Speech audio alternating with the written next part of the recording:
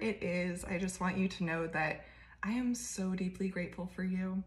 The things that you're doing in your life, whether you think it's extraordinary today or not, whether you're just running your normal errands or whatever it could be, I just want you to know that you're not only changing your life, but you're changing the world. The people that feel you in your coffee shop, the people that see you as you walk down the street, they might not walk up to you and be like, you know what? You made me have a better day, which allowed me to have a better conversation with my husband, which allowed this and that, or whatever it is. They're probably not going to tell you, honestly, anything, because we like to keep this stuff a secret and be like, oh no, I'm fine, I don't have any problems. But this is a safe space to be real. And so the real thing that I want to share with you is that the work we're doing here is not just sitting on a Zoom call. This is real work. And you are a warrior of light and love by being here and showing up for yourself. And it takes a lot of courage. I really, I think the words are running out at this point, but you guys get the energy of what I'm trying to say. It takes a really, really extraordinary type of person to show up for themselves and to say, I'm gonna be the change that I wanna see in the world. And yes, I don't know what it's gonna look like. I don't know what we're even gonna talk about on this call. This Marissa girl might be super, super weird, but I'm committed to figuring it out. And I trust myself enough to know that I can do that. So I just want to take a moment for all of us to really deeply acknowledge ourselves. I've acknowledged you, but also we don't often have that mindful moment before going into something where we connect with ourselves and say, wait a second, this took courage. I'm doing something for my future self that's gonna change the world, that's gonna change my world, my family, my life. I'm actually doing it. So look around the room, acknowledge what you're wearing, acknowledge what you did this morning, what perfume you have on or whatever it is, because these are all of your symbols, your external reality. Allow your mind to anchor into this external reality and see who you really are. This extraordinary person, not just someone who's just rolled out of bed and hopped or whatever you were telling yourself before. And if you did roll out of bed, amazing. You're an extraordinary person who rolled out of bed to go do extraordinary things. So often we're so hard on ourselves and it takes us out of our process, right? Can you just further clarify what ascension symptoms are? I've never heard of that term. Yeah, so ascension symptoms are unexplainable symptoms. The symptoms themselves aren't whoa, what is happening? It's just headache. Sometimes you might feel sick or get a fever, something like that.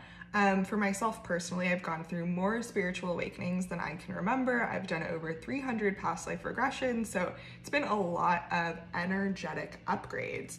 And as you upgrade your frequency, the body physically upgrades too. Your metabolism changes, all of that.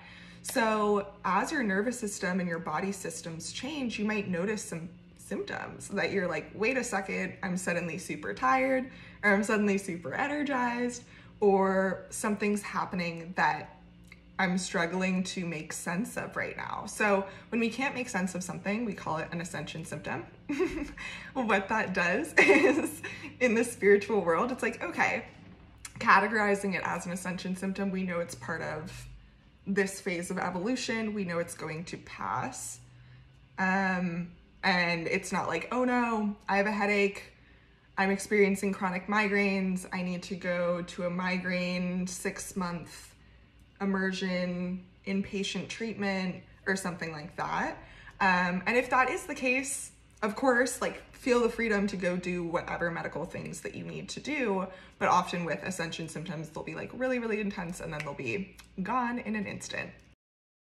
Just over the last couple of months going through this spiritual up-leveling of my vision has totally changed.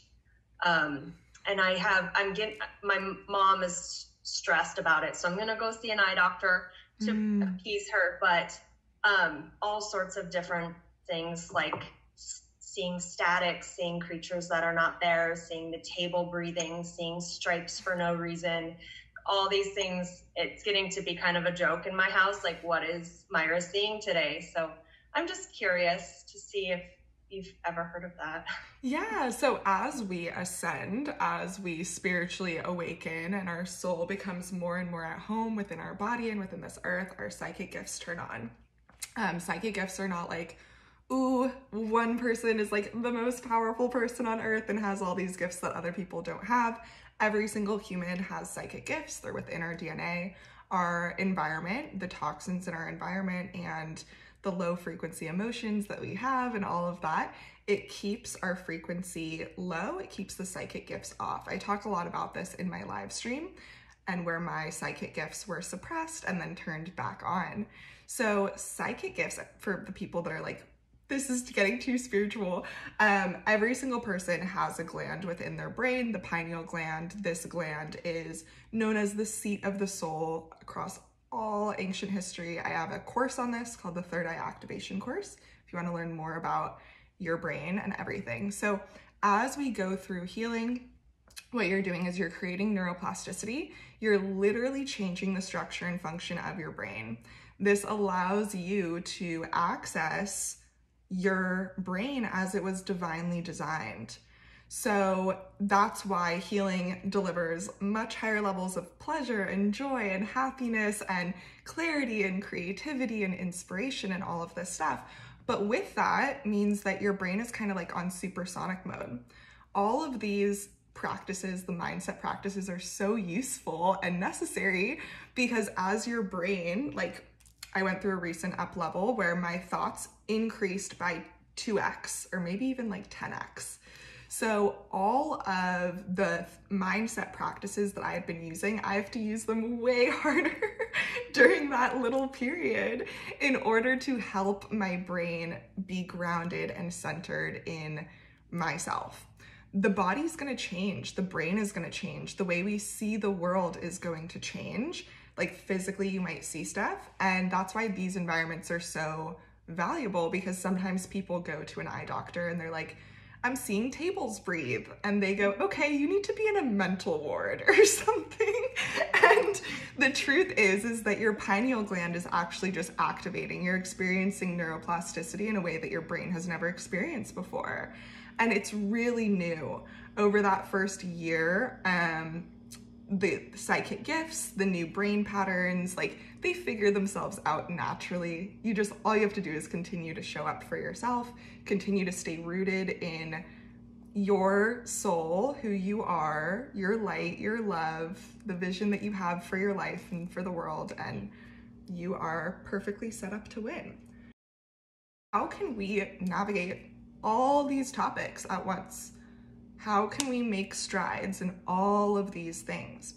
When it comes to understanding ascension symptoms, creating a morning routine, the gut-brain connection, establishing boundaries when we've never even seen them established in a way that like we would want to establish them, we can actually get to the bottom of all of these struggles by more deeply connecting with ourselves.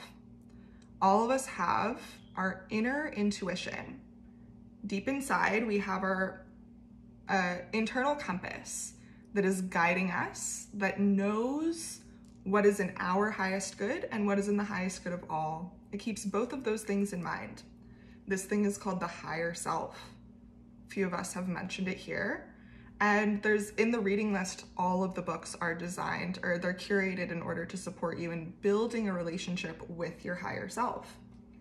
Oftentimes people talk about the higher self and the lower self. Many of us, before curating that relationship with our higher self, were trapped in the lower self. So the more awareness we have, the more healing that we do, the more we build a relationship with the higher self. And it's a process. It's not like whatever we do today, you're completely done for life. You never have to think about your mind, body, or soul ever again. This is a lifelong process. The world is changing, as we've seen over the past few years. Our bodies are changing, we're aging. Food systems are, like, there's so many changes that are happening in life that we can't even account for.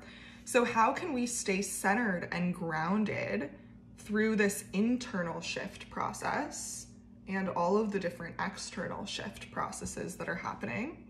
How can we learn how to create boundaries when no one's taught us how to do that? How can we establish a morning routine that actually works for us, that doesn't just pull us even further off track? It all comes down to connecting to your own inner intuition. So connecting to your intuition, we can do it in so many different ways. Your intuition's different than my intuition. What works for you in your morning routine is going to be different than what works for me in my morning routine. That's what it is to be a unique human that was divinely designed. Divinely designed.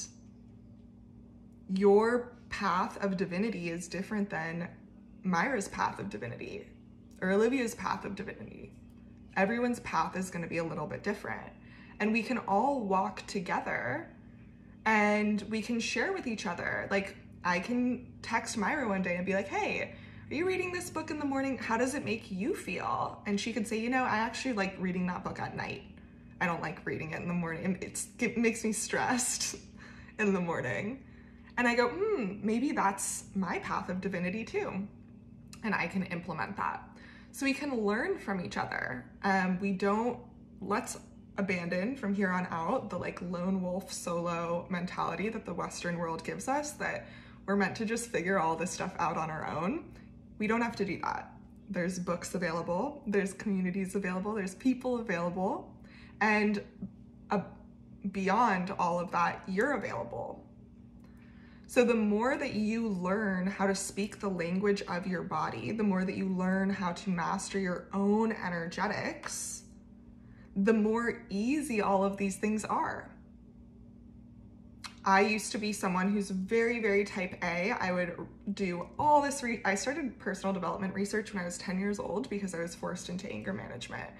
So I would do all this research on the scientific proof behind like what is the best way to start the day and the best activities to do in the morning and for high achieving and high productivity and joy and pleasure and all of these things. And I would try so hard to stick to all of these scientifically proven tools and activities. And I hated myself. I hated it. It did not help. Yes, my brain responded well to those activities, but living in divine feminine flow means abandoning all of that structure, doing all of the stuff that we're supposed to do just because we read it in a book or whatever it is. That divine guidance is within.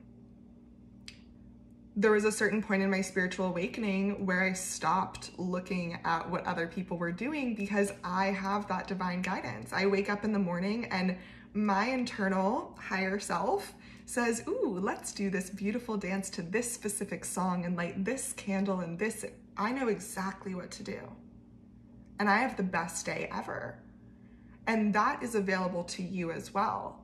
When it comes to waking up in the morning, when it comes to setting boundaries with other people, whether it's been taught to you or not. So how do we get there? It comes down to connecting with ourselves as much as possible, which we're going to do in just a moment. We're going to do a little exercise. What questions do we have so far? Or is there something that someone wants to get off their chest before we go into our exercise?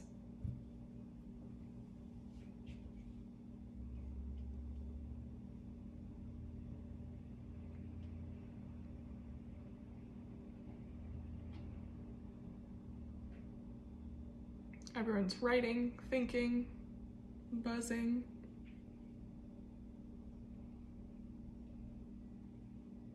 Yes. So the goal in a healing journey is really getting clear, being able to connect with your own internal guidance at any moment of any day.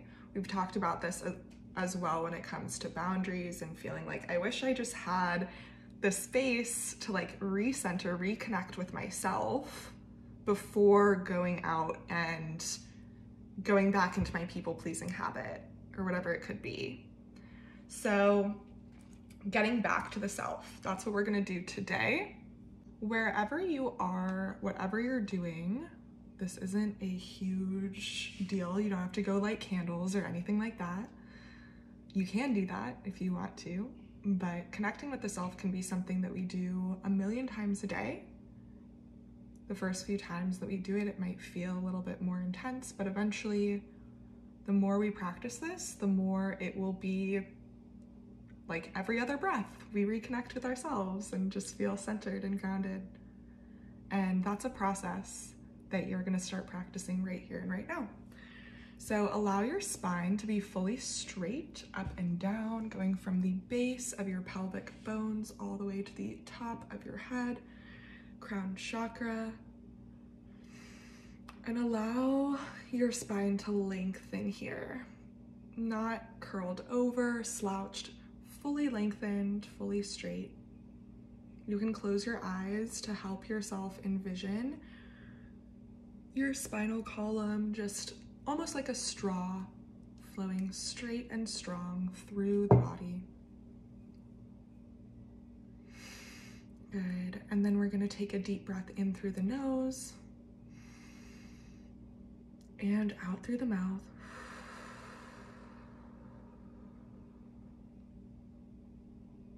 In through the nose.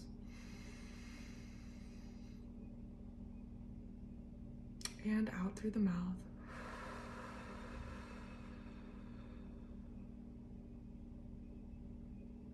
Continue this breathing pattern. And just be here with yourself, focusing the mind's eye on the breath, dropping into the internal world by closing the eyes. Many times when we first drop into our internal world, slow exhale. It might feel uncomfortable. We might be bombarded with our thoughts, feelings, things that we may not have been aware of or have been trying to forget. Just continue breathing. The breath moves the energy through the body. Breathing in through the nose. And out through the mouth.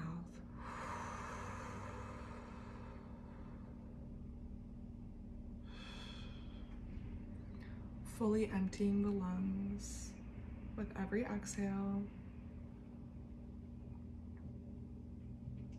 Allowing the body to be completely empty of air before inhaling fresh oxygen in.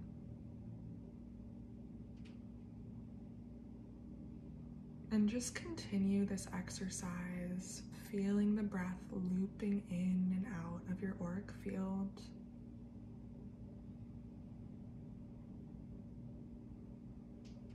And allow the mind to do whatever minds do. The same way that we do when we're hiking, or when we're cleaning, or wherever else we are conscious of our mind. Just continue to breathe.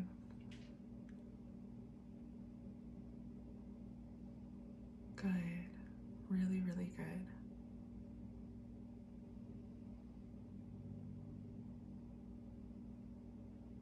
What we're doing here is we're building our nervous system tone. We're building our self-love, our self-tolerance, and our self-acceptance. We're showing our higher self, yes, I have thoughts and a human mind, but I'm also ready to sit down with you and hear what you have to say. Whether we want to practice this for an hour straight or just a minute, whatever feels right for you is absolutely perfect.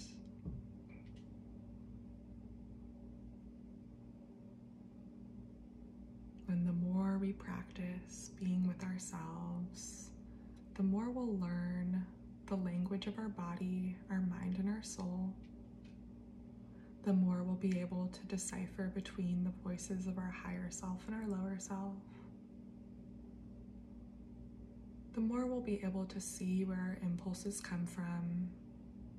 Do they come from our divine source? Or do they come from our ego? Are these choices coming on to help us thrive or to help us barely survive. The more we sit with ourselves, the more clarity we have about who we are and what we're experiencing. The more powerful we are moving forward. The more we're able to embody our higher self in everything that we do and to show up as her, even when it's hard. I want you to take both of your hands now and either place them on your heart or wrap them around your body and give a self-hug. Allow your body to be a vessel of love for yourself. The body contains both the higher self and the lower self. And when we hug ourselves and love ourselves, we're allowing our higher self to move through us. We're following our intuition.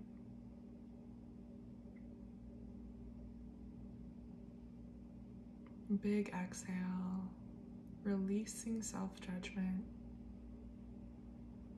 Big exhale, releasing the idea that healing is hard. Big exhale, releasing fear of what it will feel like to be at the level that I want to be. And whatever else needs to be released, exhale it out. Exhale, exhale, and breathe in your higher self. Breathe in. That oxygen is the fuel that allows you to connect with your intuition. It's your gasoline, the same way that we stop and refuel our cars every so often. You're refueling your mind, body, and soul.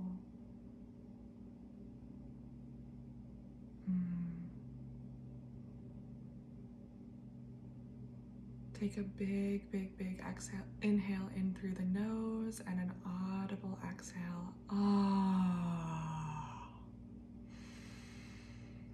Another one, audible exhale. Ah.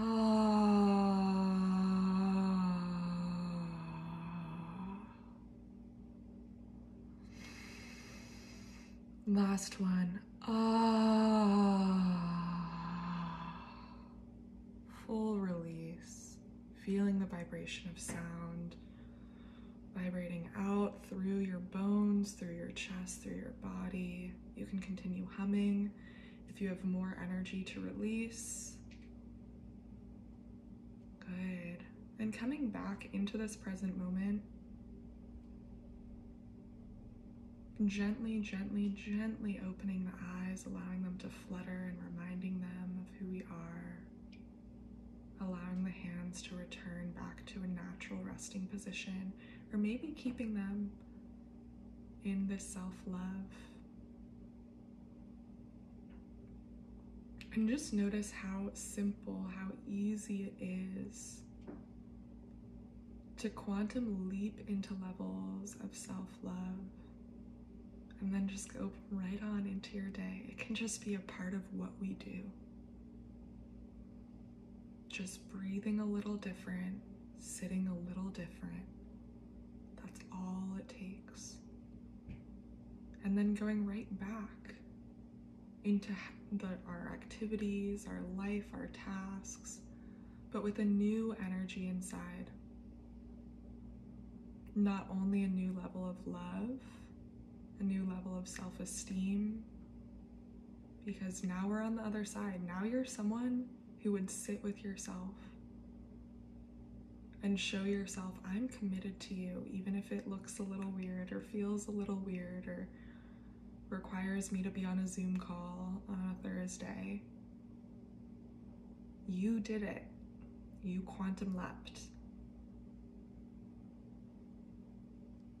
I encourage you to do a little mirror work today, just eye gazing with yourself into the left eye, seeing who you really are. You deserve it to see yourself in all of your embodied goddess energy.